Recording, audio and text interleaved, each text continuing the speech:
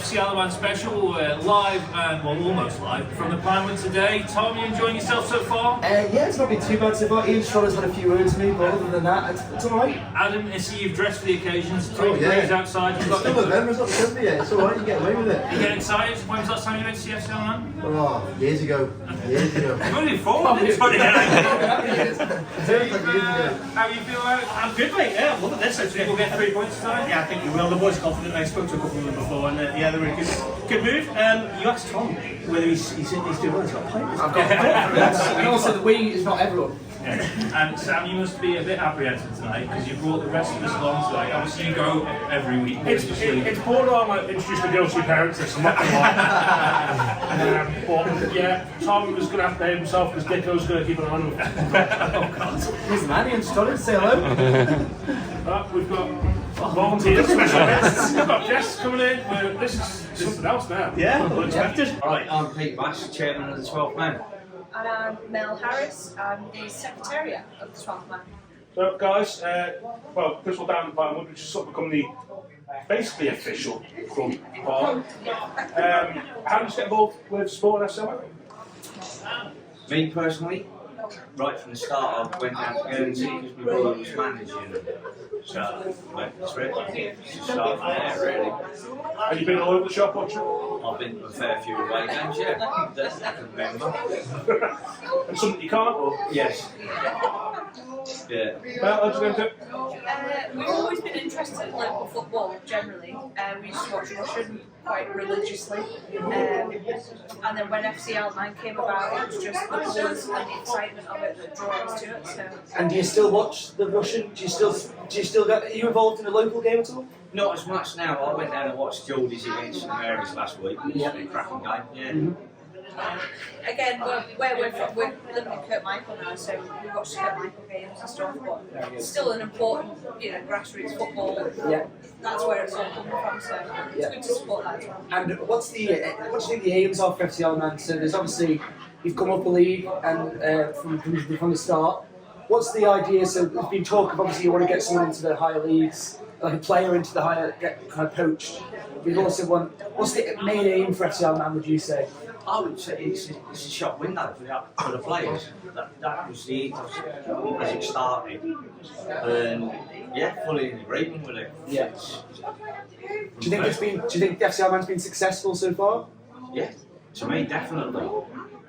Yeah, even though the numbers are down this season, the first season was always going to be about a hype. Yeah. But what you've got now are more hardcore fans and more fans travelling away. Especially since Bruce has started the 12th Man doing the travel arrangements for everybody.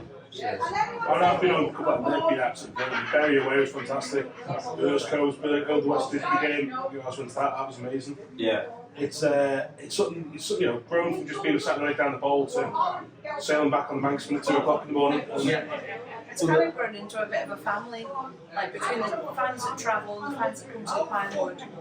We get this name of conspiracy, and it is kind of good because we've grouped together, and it's really nice to have people that feel the same as you about football every single week. And we've got to talk about the Pinewood because we're in here. How important do you think are the local pubs and places like this as like a hub for fans? Do you love it when you're here? Oh, I love it. Yeah. Massively important. The away fans, when they come away to here, they can't believe the hospitality they receive and the reception they receive, not only from us, but from the pubs and the locals and everywhere about they go. It's just amazing. Well, we're going to help you get away from the glamour that is filming near the box. So, last thing, result, sorry, prediction, check. I think it's going to be quite close. I'll go maybe 2-1 FC. A win. Tom? You're going to ask me my prediction. I'm going to go with... That's all we've got time for. I'm Craig, I'm kit man for FC Alaman and team secretary and all-round mouthpiece. I'm Sarah, I'm on the board and I'm head of supporters engagement for FC Alaman. So, guys, it's about 2 hours before kick-off. Just tell us what it is. Craig, you've been down here setting up the kits to begin with. Yeah. Just tell us, is that every week you're down here doing that? Yeah, every home game anyway. I haven't been to as many away games as I like, but home games down here as soon as Pat and Dean have finished with St Mary's Combi or the first team have finished. they're good enough to get like straight out, leave it tidy, and then I come in, get the kits hung out and whatnot, and then start getting the footballs and waters, cones, get everything ready for when everyone gets here. We're ready to put a show on. So, just tell us a bit about what you do for the game. I get down here about 3:45, just start setting up with the merch table, anything else that really needs done upstairs, handing out the programmes, making sure everything's where it needs to be, and welcome the team in or our sponsors. And just ask, how do you both get involved? Frank, Super Jones. Yeah. There was an opening for a volunteer for FC, and I had a lot of time on my hands, so I said I don't mind helping out, and now I'm on the board. I was helping some areas, and then decided I was going to stop for one reason or another. And then I was sat in the buttery one morning. Frank rang me and said, "I need to have a chat with you about FC," and one thing led to another, and yeah, here I am telling them what to do. Pretty fair enough. You tell them what to do as well, don't you? Yeah, in daily life.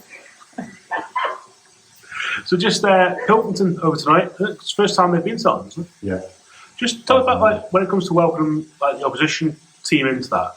What sort of role do you have, and do you prepare everything else and welcome them in as well? So Andy Varnum, the secretary, he does a lot of the organising. He does it all from getting here, and then basically what I do for them is we supply them. Well, we have to supply them with footballs, cones, bibs, and we supply them with water as well. Try and accommodate them the best we can. Yeah, and if I'm upstairs when they get here, I'm sort of speaking to their secretary, their chairman, just getting them a drink, getting them food, whatever, and then same with like any sponsors that come in as well, just the hospitality.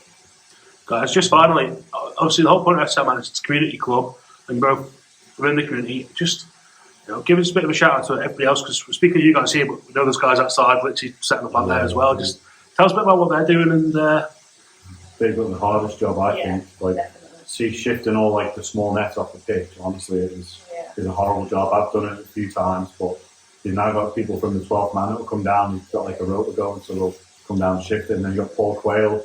He gets down here similar time to I do to get the banners out, all the signage we have to put out. There's a lot of people, like too many to name.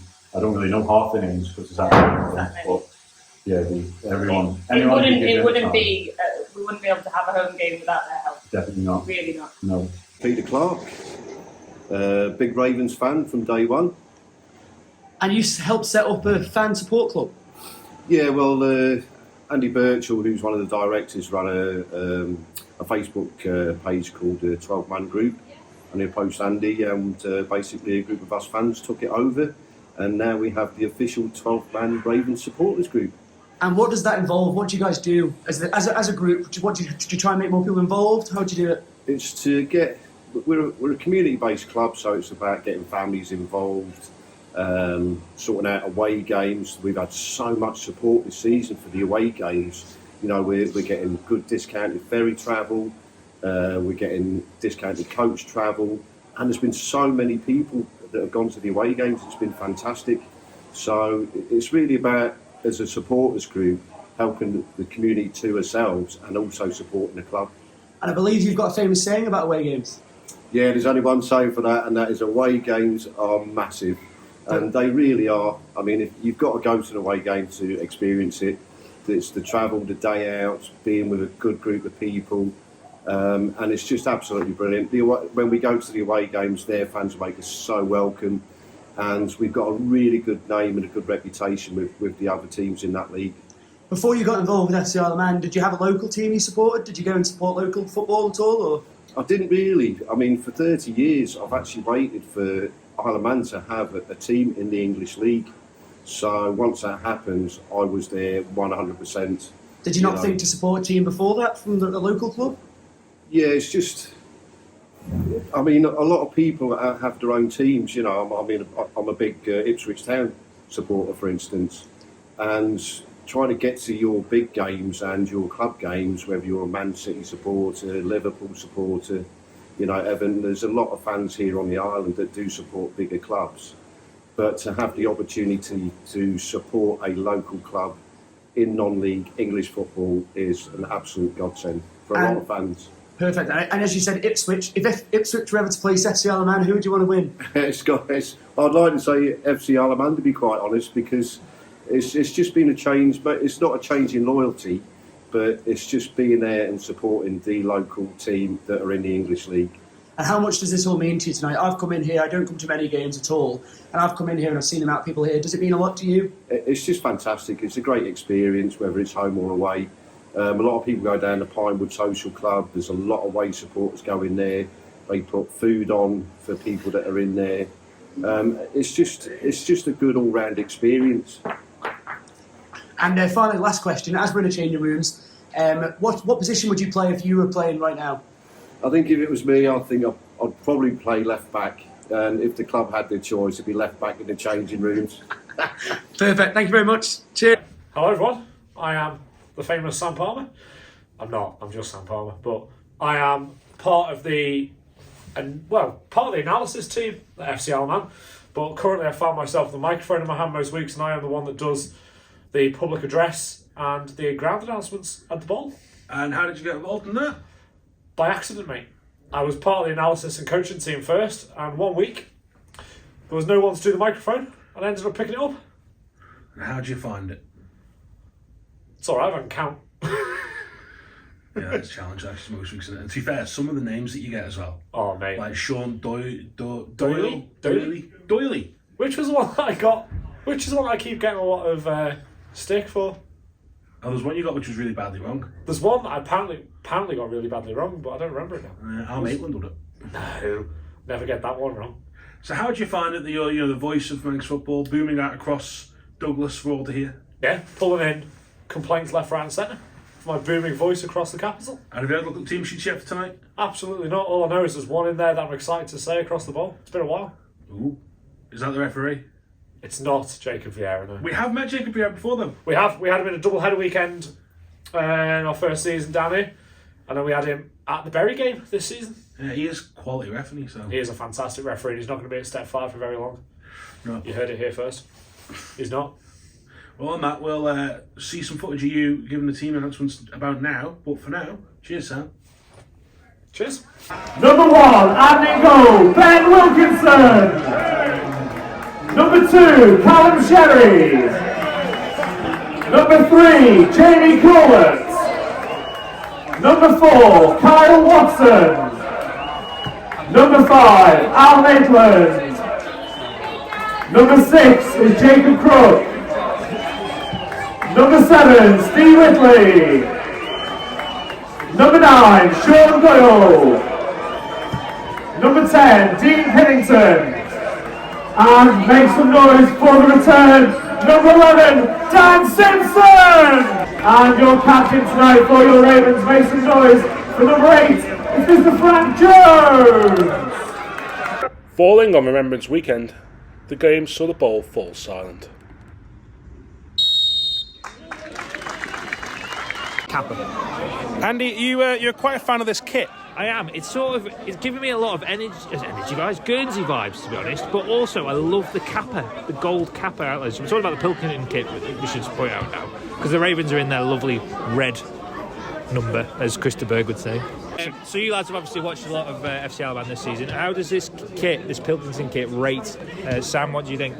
To be fair, we rate kits most weeks. I like this one. Not normally a fan of a full one colour kit.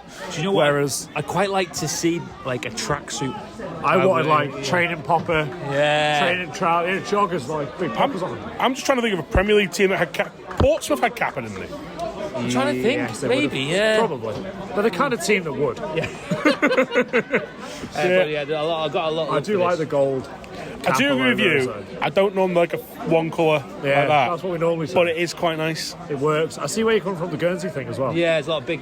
By that you mean it's green. Yeah, green lines. Do you remember that one last year, the West Dids one, which looked like Victorian swimwear? Yes, it did. That's a very brave move. It was so weird, right? It was like they had like this pink bit on it, but it was like not the shoulders, stopped at the shoulders, and then stopped at like halfway down the shorts. Yeah. So it looked like they were sort of not wearing a kit.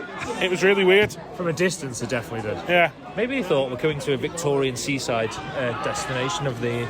I hadn't thought of that. Had the kit made especially for this game. Yeah. A one-off. Yeah. Possibly. So we just have a quick word about the football. Looks like FC Man are playing. Are they playing 3 at the back? Well, Jacob Cook plays everywhere. Yeah, he does. He has put a lot of yards in already. Well, they've got Al Maitland and Jamie Cole at the back. Yeah. And Callum Sherry's back there as well. It does look like they're playing a sort of quasi back 4. Yeah. To be fair, they've had a good amount of possession in the Pilkington half without really testing the keeper so far. Yeah. The other end, Ben's had maybe 1 save to make. I don't know if you call that a save. No. We're about 20 minutes halfway through the first half now. Yeah, and more importantly, Tom was behaving himself and engaging with fellow football fans. Yeah. Admittedly, that is hatty, but he's engaging with a football fan. We have just under half hour on the clock. The Ravens would take lead from skipper Frank Jones.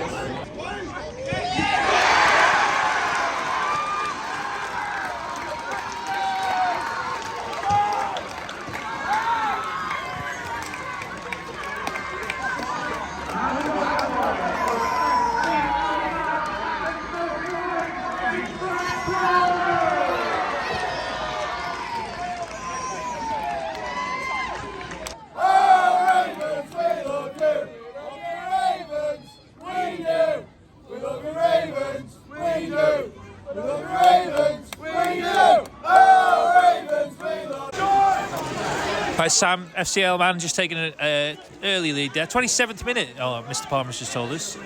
You missed it, didn't you? Yeah, I'd gone to get a cup of tea. Good goal, wasn't he? He took it well. Oh, fantastic goal! Great finish. Yeah. I mean, on the spit. I mean, it came into him at a fast pace. Fantastic finish that. 1-0. Tom. Pilkington have still got a lot in this, though. I think they'll be on it. I think they'll be. I think they might get a couple. They haven't had a shot yet, mate. Yeah, and I think they're building. They're building. I've watched this team for quite a while now. I'm a big fan of Pilkington. So. We were just talking before. We both like the kit. The kit's all right. Yeah, not bad. Bit old school. I like it. I like the green. It suits them. I believe they're from near St Helens, is what I've been reliably informed. What else can you tell us about Pilkington? I can tell them that the captain is my favourite player. Callum Laird. Yeah, Callum Laird. He's always been. He deserves it. He's been around a bit. He has clubs in the northwest. Yeah, he has. Yeah. But I believe. Which do you reckon think was the most prolific spell? Probably Pilkington. He's had a good few years here and he's done well for them. A few years. I thought he only signed this summer. Yeah, well, it was someone similar name then at least. But yeah, he's had a good. He's played well today. He's my man of the match so far. He's only touched the ball twice. 3 times. Three times. Yeah, he did a good nice spin on the ball. So, yeah. And you saw one of the subs warming up. What were they doing? I saw an FCL Man sub signing some shirts, which I think is quite nice. I know the kids will love that, but back in the day when I was warming up from around, there used to be kids down there and I'd be signing shirts. So, yeah, if only that was still the case now. Did any of those shirts for sale at the Melia last week? They did. They went for, I think it was thousands even, I think. Yeah, but let's not talk about Ricky. He's been cheated. Yeah, and he's still not got his corner flag back. It's up in my garden. Gene Kirby's not too pleased, but neither's Tom Cowan, I believe. Right, we'll leave it there. It's still 1-0 to FCL Man. And here's the ball. It is 1-0 to FCL Man.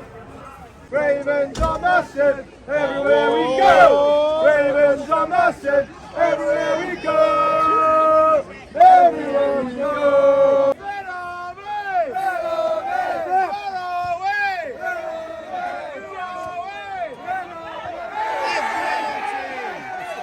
Right, we're 10-15 minutes into the second half. Ironman's still 1-0 up against Pilkington.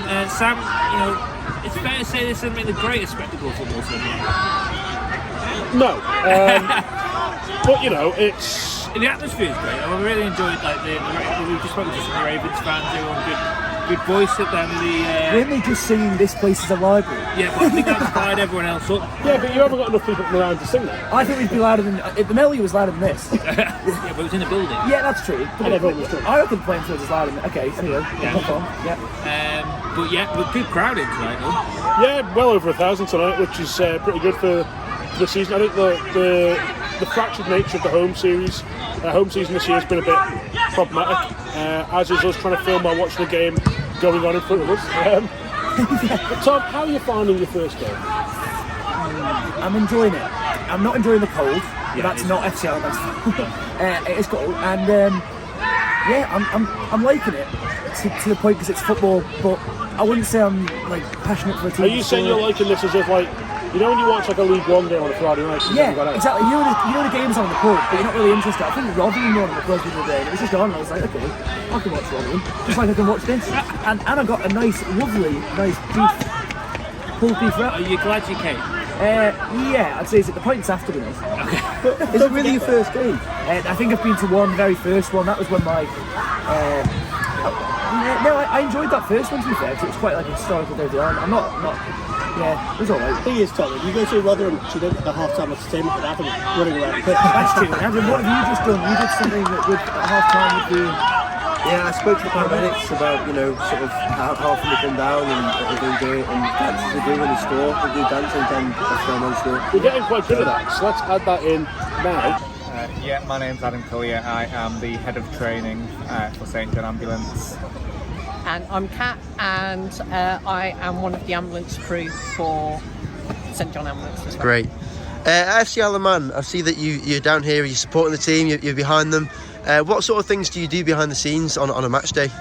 So on a match day we come down with our ambulance. We have some other amazing members of the team that come down, a nurse, first aiders. Normally other paramedics come along as well. We're here, we walk around the grounds, get chatting to everyone as well, you know. It's really good with all the support. The away team, when they come, all their supporters down the other end, we always have a chat with them as well. And just be part of the community, you know. Great. How many have you come down? How many people from St John's Ambulance come down? Is it just... Well, there's 4 tonight, isn't there? And then anywhere between 4 and 6 of us come down. Yeah. Great. So, yeah. Fantastic. Are you big supporters of FC Isle of Man? Oh, yeah. Very yeah? big supporters of FC Isle of Man. And I've heard that you do a dance every time they score. We do, yeah. So Adam did tonight though, so I'm a bit disappointed tonight.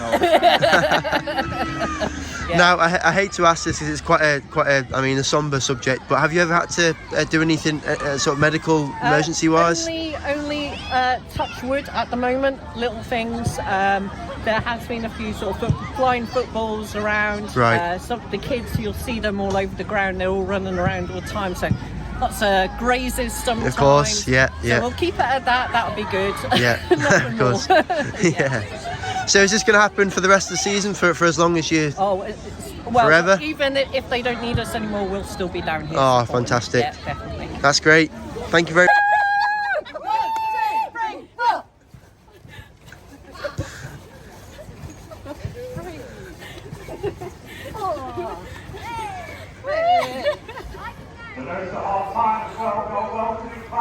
There you go.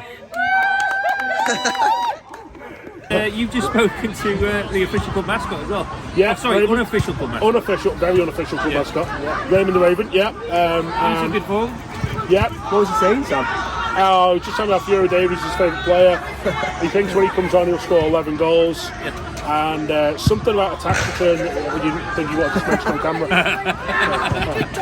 So, are we going to listen to this now? Well, we are honoured to be joined by a very famous guest right now, Raymond the Raven. You have to speak up for us a little bit tonight, I'm afraid. It's, how are you finding the game so far?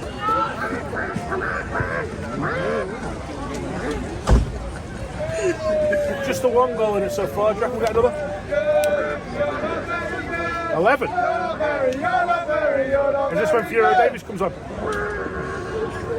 Is he your favourite player? Well,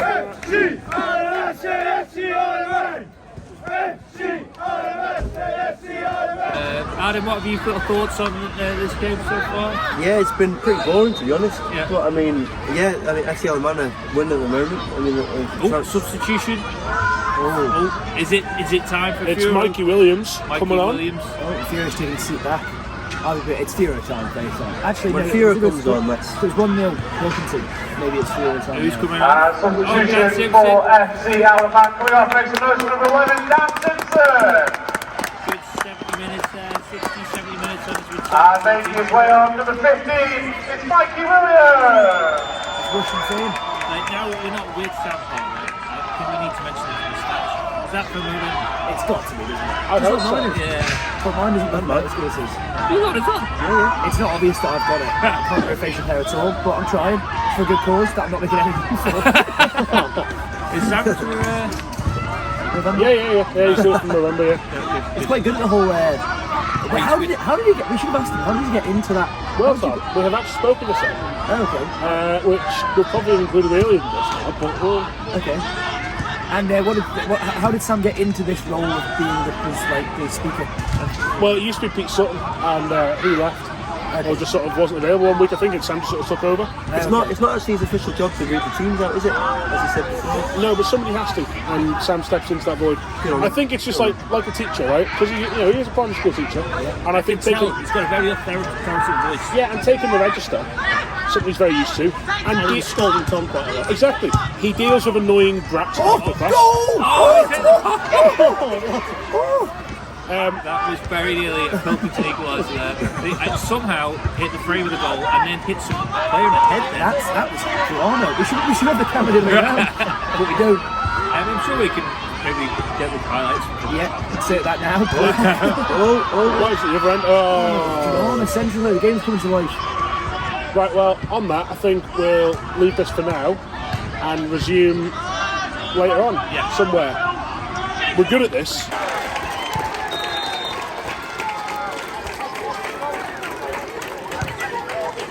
And the score at full time in the NWCFL Premier League fixture. FC Alabama 1, Pilkington 0.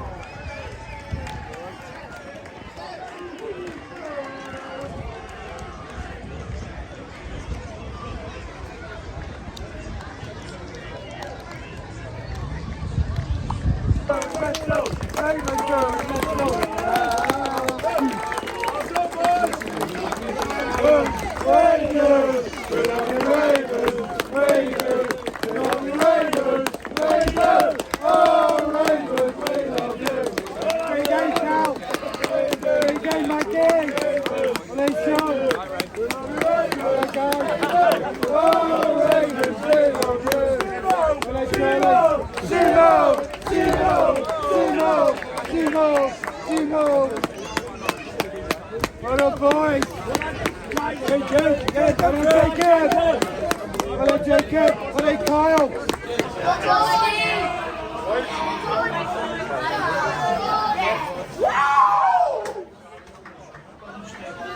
So, a bit of a difficult night for you guys tonight. How would you sum it up? I think in terms of the game itself, we feel that probably we dominated the possession. Unlucky to get a draw, not to get a draw really out of it. You've not really caused us too many problems, but then we've not caused you any problems, so it was a bit of a stalemate really, I feel. And at the end of the day, it's a little mistake that's give you the goal that's won the game. And overall, not just apart from this game, coming over here, what's it like for you guys? Do you like the facilities and do you like the trip over? I mean, the facilities are superb, absolutely impressive, great crowd on. I mean, to have over 1,000 on is fantastic at this level of football. And you know, you've done nothing but looked after us. Everything that you've done has been fantastic coming over here. And you've got have you got a few games? What are you looking to improve the next games you've got? I think we've just got to get wins on the board. We've gone in a spell now where we're 3 or 4 games now that we've not won in the league, and we need to turn that around very quickly because we've got ambitions to stay in touch with that top 5 and get in that top 5 come the end of the season. So we've got to start winning games really.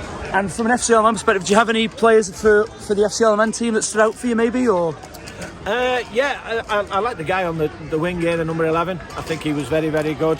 The big lad up front, obviously, you play very direct into him. He causes a lot of trouble, really. He causes a lot of trouble, and there'll be many teams here that will come here and they'll be troubled by him, really. Perfect, that's all we need. Thank you very much. I'm with Jacob Crook. 1-0 win here tonight, Jake. What are your thoughts on the game? I thought we were good. I thought we were very structured from the start.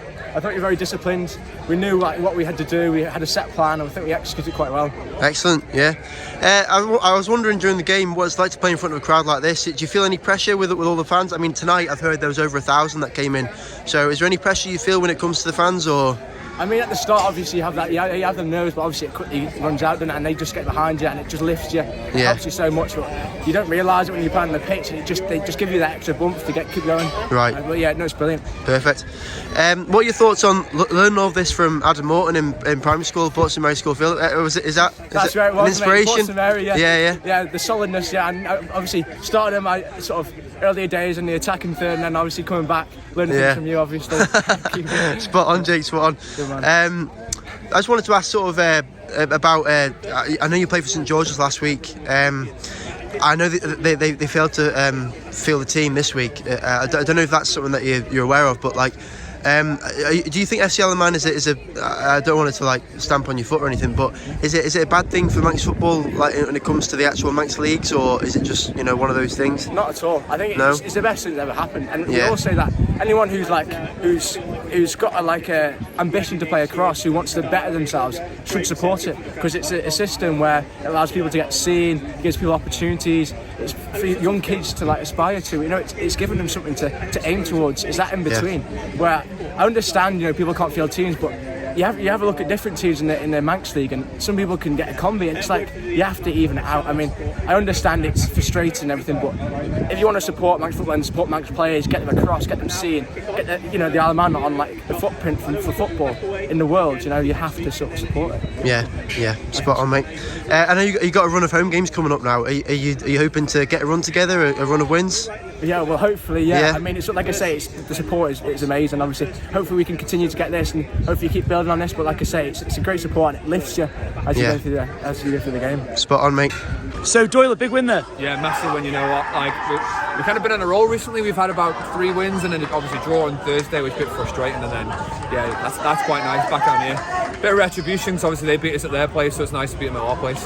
And we've been told, reliably informed, that over 1,000 people here today. How big's that for you guys? Absolutely mega. It's kind of dipped in recent games. I don't know why. Always people have things on, but no, it's nice to have 1,000 people down the bowl again, and hopefully it's something with a lot of home games in December we'll have quite regularly. It's a bit cold though, isn't it? I can see why people might not come down. I came out for the second half and I was absolutely freezing. I didn't know how everyone else was doing it, to be honest. And I want to speak a bit about the man of the match. So Callum Sherry got it. What's he like in the dressing room, and how important is he to the club? You know what? He's just like how he is on the pitch. He's quite quiet, he's calm, he's composed. Like that's how he is in the changing rooms, and he's starting to come out with his shell. But mate, he is absolutely mega for us. He's kind of been like a new signing, even though he's been on the island for a lot of years. But he's been absolutely immense for us so far, and I think for a long time now he'll be in our team. And before I let you go, and before I go to the pub, I'd like to ask about the goal scorer. Captain Frank Jones scored tonight. How much will that mean to him, do you reckon? I think it's special. You know what? I think it's special to anyone, but for what he's been through with his injury and coming back in, and he's been flying for us, and you know what? And that goal kind of shows it, and he's a leader on and off the pitch. So yeah, it probably means a lot for him to get the winner, and for us to get 3 points has been absolutely special. Top man. Cheers, Doyle. Cheers. Dan, thanks for taking the time to talk to us. You just made your comeback after a year out of an injury for FC Alaman. How good does that feel? It's unbelievable. It's amazing to be back with all the lads. Obviously, it's been a hard year having to do my own thing in the gym, all the rehab work that goes with it. But no, it's all worth it when it's like this here. And you've hit the season running really. You hit the ground running with Corinthians. Yeah. And it's only really been a matter of time before you came back into the FC Alaman fold. But are you happy with how it's gone so far this season? For FC or Corinthians? For both. Yeah. No, I've enjoyed it. Obviously, it's hard after you come back from a long-term injury. It's always tough. Just handling the intensity of it. A lot of it's in your head. I think obviously you struggle with that quite a bit, but now it's been good. And what was the feeling like when you walked out on that pitch and you had your name cheered at the start? No, it's good, yeah. Great reception from the crowd tonight. Helped calm some nerves, I think. Yeah. Playing an unusual position for me, but no, it's good. And it was a tough game. It was not a game for, I suppose, of many chances, really, wasn't it? But you guys got the win, got the 3 points. Yeah. I think we were organised, structured. Yeah, all went well. Yeah. A word for the FC Alaman support. I think we had over 1,000 in here tonight, didn't we? Was there? All right. Yeah. Obviously, that's unbelievable for us. So we appreciate every one of them. And now kick on. You know, we're back away again. I think next week, and then you've away on Tuesday, aren't we? Yeah. And now you've got a run of 5 home games coming up towards Christmas, which is massive, isn't it? Are you right in the thick of it? In the first season, when obviously in that first few months we had so many away games, but having that momentum, the home run in the back end of the season, it's massive, isn't it? No, it is. Yeah, it's unbelievable for us. It's amazing to play in front of this amount of people on this pitch, especially. No, it's great for us. Good. Well, good to see you back out there, Simo. Well done, bud.